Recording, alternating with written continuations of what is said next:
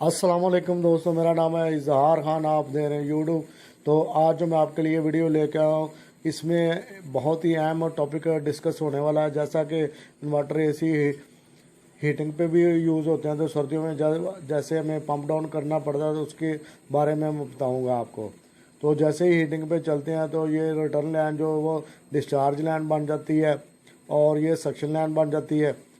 तो इसको सबसे पहले हमें उतारने के लिए हमें कूलिंग मोड पे करना पड़ेगा।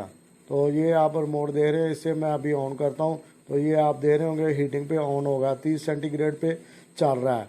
तो अभी ऑन करके आपको गेज भी दिखाते हैं, गेज पे कितना टेम्परेचर बता रहा है। तो ये दे रहे हैं आप, इस पे 30 टेम्परेचर शो हो रहा है। हाँ तो दोस्तों, ये देख सकते हैं एसी ऑन हो चुका है। तो इन्वर्टर गैस का जो 410 हीटिंग पे 450 तक प्रेशर जाता है, तो इसका प्रेशर बढ़ना शुरू हो गया है। तो दोस्तों, इस वीडियो को बनाने का मकसद यही है कि जैसे कि आपको पता है सर्दियों में इन्वर्टर एसी यूज़ हो रहे हैं, हीटिंग में यूज़ हो रहे हैं, तो उस वक्त आपको पंप डाउन करना पड़ता है। तो वो किस तरीके के साथ आप इसको पंप डाउन कर सकते हैं। तो दोस्तों, जिस तरह ये हीटिंग में शुरू होगा, तो इसका साइकिल जो है, ये रिटर्न लाइन है, ये इस वक्त डिस्चार्ज लाइन बनी हुई है। तो ये जो डिस्चार्ज लाइन है, ये इस टाइम रिटर्न है, और इसमें कैपरी होती है, इस वजह से जो ना रिटर्न जल्दी नहीं हो पाती। अगर आप इधर से बंद करेंगे तो एरर आ जाएगा। तो इसको सबसे पहले हमें हीटिंग पे से कूलिंग पे शिफ्ट करना पड़ेगा। तो ये रिमोट है, रिमोट पे आप दे रहे हो 30 सेंटीग्रेड टेम्परेचर आ रहा है, हीटिंग पे चल रहा है। तो सबसे पहले हम इसके मोड को चेंज करेंगे, मोड को कूलिंग पे लेके आएंगे, फिर हम एसी को ऑन करेंगे। तो ये हम इसको कूलिंग पे सेट कर लेते हैं। ये 16 सेंटीग्रेड पे आ गया है, तो अब इसको ऑन करते हैं। ये ऑन होगा, कुछ देर के बाद चलेगा। अभी ये बंद होकर दोबारा इसने 5 से 7 मिनट के बाद इसने ऑन होना होता है।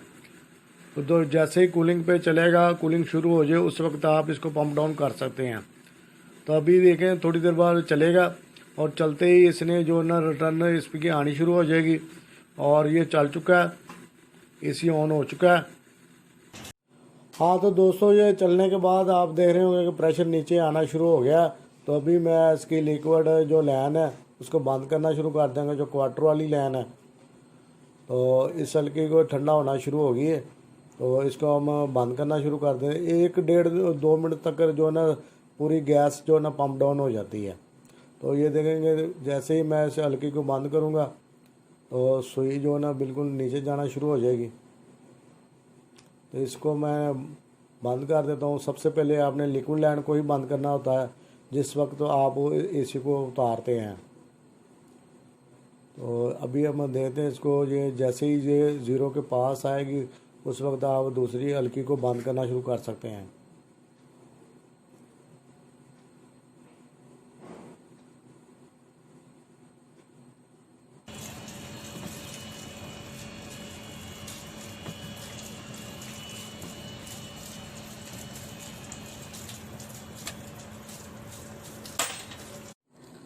हाँ तो दोस्तों, हल्कियाँ दोनों हो चुकी बंद।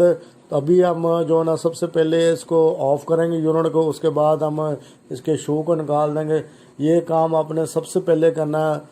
किसी भी सप्लाई वाली वायर को हाथ लगाने से पहले आप ब्रेकर या शू जो भी जगह मेन सप्लाई वो सोर्स उसको बंद करें, ताकि बिजली का झटका लगने का अंदेशा ख़त्म हो। तो अडाप्टर को उतार लेंगे, उसके बाद क्वार्टर की लाइन, इसी तरह जो सक्शन लाइन उसको हम उतारेंगे। उसके बाद जो हमें मेन वायर आउटडोर की वो उतारेंगे। तो इनको एंड कैप लाजमी लगा दें। उसके बाद ऊपर वाली जगह पे भी टेप, पैकिंग टेप के साथ कवर कर दें, ताकि अगर यूनिट को देर लगने में तो वो भी कवर हो सके। हाँ तो दोस्तों, हमें फिलिप पेचकस चाहिए, जिससे हम कवर को, वायर को ओपन करेंगे। इसमें 4 कोर इस्तेमाल होती है।